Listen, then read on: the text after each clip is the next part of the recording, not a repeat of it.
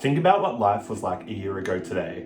For me, I was at a concert with thousands of other people. But a year later, most of the world hasn't gone back to a normal. But in fact, here in Australia, we're basically back to normal. Today, I'm here to talk about my experiences and my country's experience with COVID-19. First of all, I would like to let you guys know that I'm only here to inform you about Australia's response, as I've seen videos of other people's responses around the world. I'm here to inform you what's happened here in Australia and the positives of it. I have friends living in countries such as the UK, the USA, and Brazil, and I understand there it's a lot more serious than it is here. So I do respect what other people are going through around the world. So in mid-March, when the crisis started to unfold, the Australian government made an announcement that the borders were going to shut within 72 hours for people that weren't Australian citizens or permanent residents. After that, the citizens and permanent residents could get in only after doing 14 days of hotel quarantine.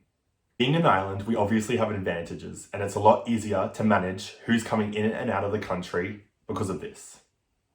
It's followed this with having around a 6-week lockdown, with each state dictating their own rules for leaving the house. For example, here in Queensland, there was 4 reasons. I think it was essential shopping, schooling, health appointments, and work, or something like that. And that was the only reason you're allowed to leave house. Fines were given for people doing the wrong thing. These measures in place, we were obviously far ahead of a lot of other countries in our response. And by doing this, we really minimized our overall impact. Over the next few months, there were some instances where COVID cases and clusters happened. The first being the Ruby Princess, with over 900 COVID cases linked to that cruise ship. After that, till about August, we went relatively good.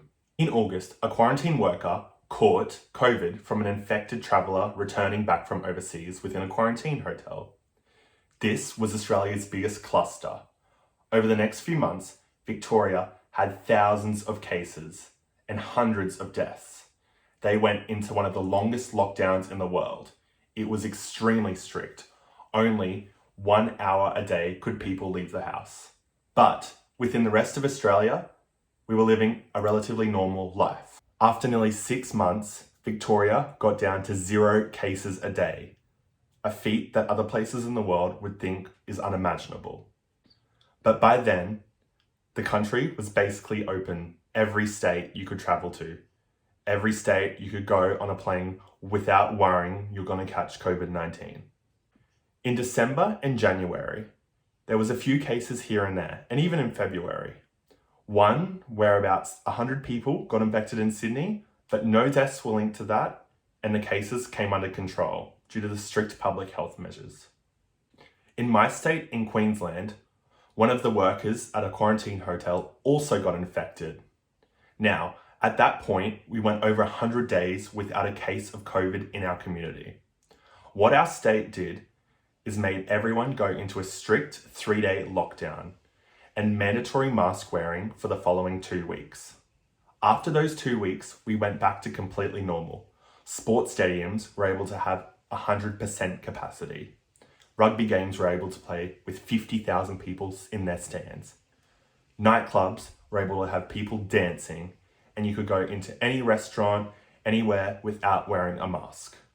And basically, that's what our life is like today. There are some positives and there are some negatives, so I'll go through both. First of all, the positives. On public transport, people rarely sit next to you unless the bus is completely full. I guess I don't really like sitting next to strangers, so this is a good thing. Another positive is when you're going into a bar or restaurant, a lot of places now have an app where you can order on the app and get your food directly delivered to you. You don't have to go and find a waitress, you don't have to order up, you're able to just scan a QR code on your phone and get your food delivered to you. Schools are back to normal, universities back to normal, you're able to have lectures with hundreds of people and you're able to go and see your teachers face to face. I guess it's been like that for about the past 9 months, but it just feels like everything's back to normal. There are some negatives though. One thing is nightclubs have the longest lines because they're only allowed to have 1 person per square meter or something around those lines. So there is strict entry capacity. And also when you're going into restaurants and other places, you do have to scan your phone to show that you've been there in order for them to track you if something arises. I guess that's sort of a positive and sort of a negative. Another thing is that the state borders can shut at a moment's notice. I could be flying down to Sydney, which is in a different state tomorrow, and they could shut the border without any notice. And that means I would have to come back in through hotel quarantine at my own expense and waste 2 weeks. So people are traveling a lot in and out of state, but it's at your own virtue. Another negative is that our international borders are still shut with no reopening date. I know this is good because now we're able to live a relatively normal life here in Australia, but as a traveller, I really want to go out there and travel. Now, some of you guys might be thinking about what the vaccine rollout's like in Australia. And to be honest, we're really, really, really far behind most of the other first world countries. That's in fact because our government doesn't think we need to rush it at the start because we're not in a position where thousands of people are getting infected and hundreds of people are dying each day. Now, I don't care if you're for or against vaccines, I'm just here to inform you. But our government's plan is to have enough vaccines available that every adult in Australia is able to get one by October this year. So that's sort of our vaccine strategy. Right now, it's only health workers, aged care workers, disability workers, and people over 80, I believe, people in aged care homes that are getting the vaccine. So it's slowly starting to progress. Obviously, you go on Facebook and stuff like that, people get very heated for or against. I don't care, you do you. But that's sort of the future of Australia. Our borders won't open until enough people are vaccinated and it's considered safe. So in a year, I don't know what it's going to be like. We can't tell what's going to happen in the future. But it will be really interesting to see how we've progressed here in Australia. I know that we've done the majority of groundwork and basically, personally, I think we're back to 95% normal. There's those little changes here and there, but it will be very, very interesting to see what we're like here in the future. Thank you everyone for watching my video.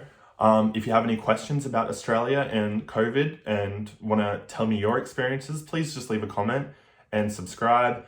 And I make all different types of videos. I want to try and make one a week for the next year. And yeah, thanks so much for watching.